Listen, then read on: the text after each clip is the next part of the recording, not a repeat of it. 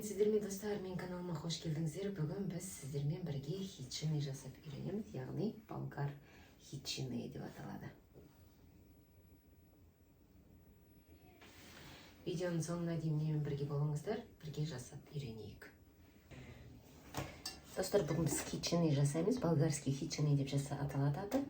Оған біз үшін картошка керек. Картошканы тазалап алдым мен. Картошкамызды майдалап турап, үстіне су құйып, тұз салып, пісіріп аламыз бірінші.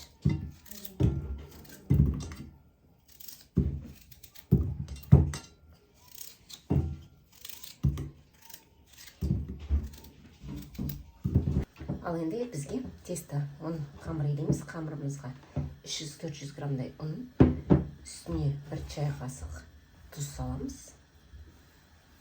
Обычный жылы сумен қамырымызды илейміз.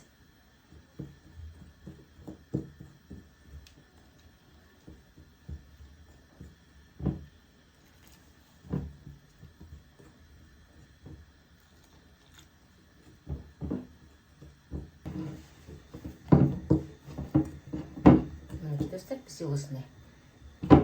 Қатты қалың емес, қатты емес, жұмсақ емес, эластичный қамыр жасадық. Қамырымыз қолға жабыспасын десеңіздер, үстіне 2 чай ас қасық сұйық май құйып жіберсеңіздер болады.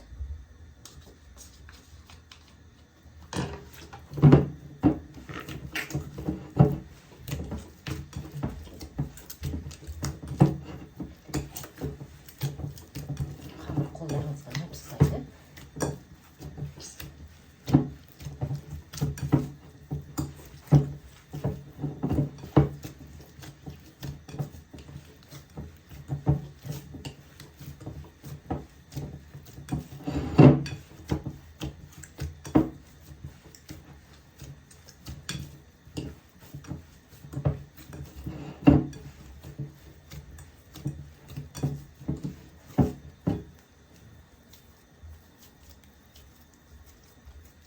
Қамырымызды енді 20-25 минутқа тындырып қоямыз.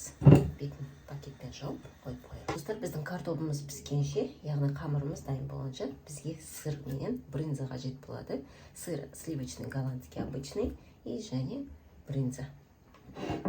Теркадан өткізіп аламыз.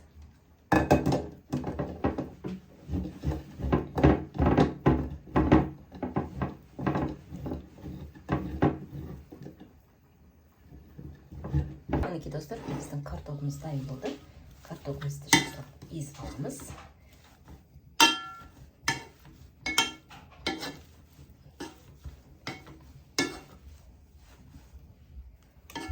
Картоптың суын жақсылап сорғытып ағызып тастаймыз.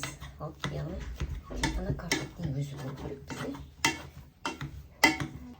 Мінекей достар, картобымызды езіп алдық. Енді осының үстіне жаңағы брынзамыз бен голландский сливочный сырымызды саламыз.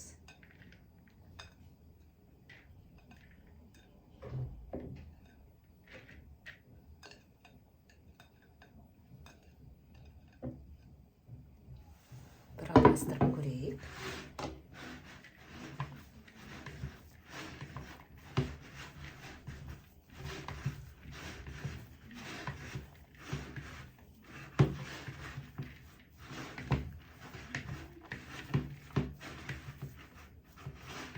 Жақсылап араластырып аламыз. Мінекей картошкамыз бен картопымызбен су сырымызды, яғни брынза, голландский сырымызды жақсылап араластырып алдық.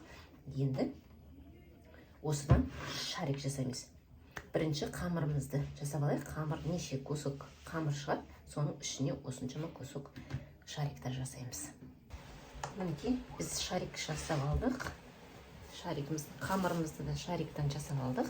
Қамырымыздан 6 күлше болды, және сырымызды 6 күлше жасап алдық.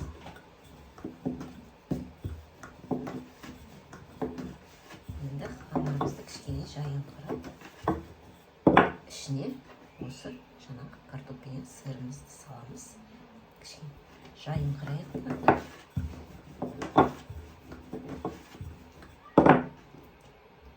Сырымызды салып, енді қамырымыздың бәрін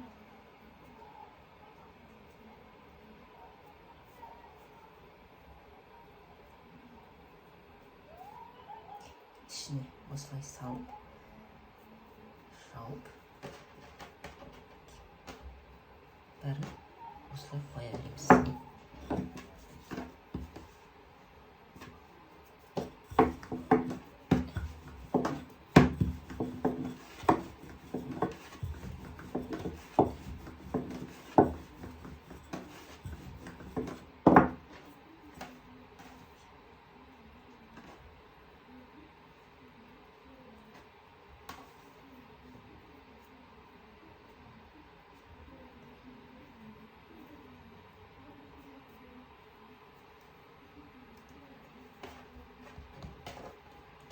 Достар, ішіне бәрін салып алдық. Енді бетін жауып, бір 5-10 минутқа қоя тұрамыз.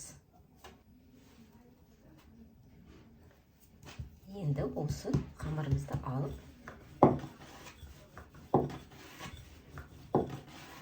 ішіндегі несімен бірге осылай жұқа етіп жайып аламыз.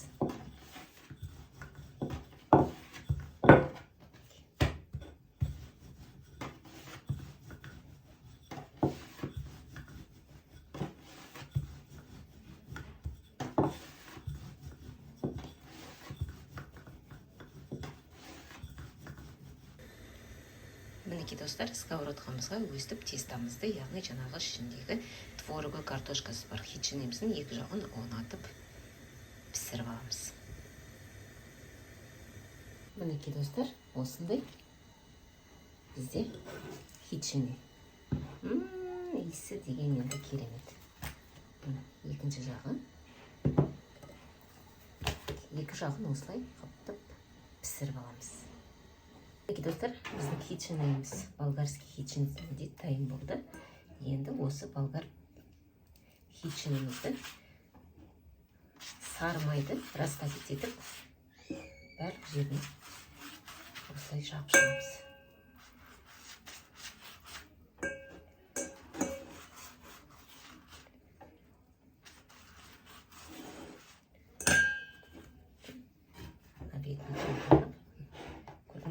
Әлі ыстық болып тұр.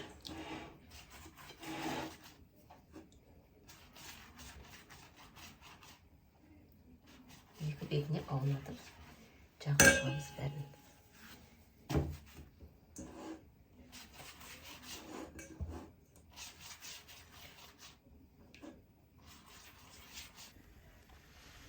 Мінекей достар, біздің хичинеміз дайын болды.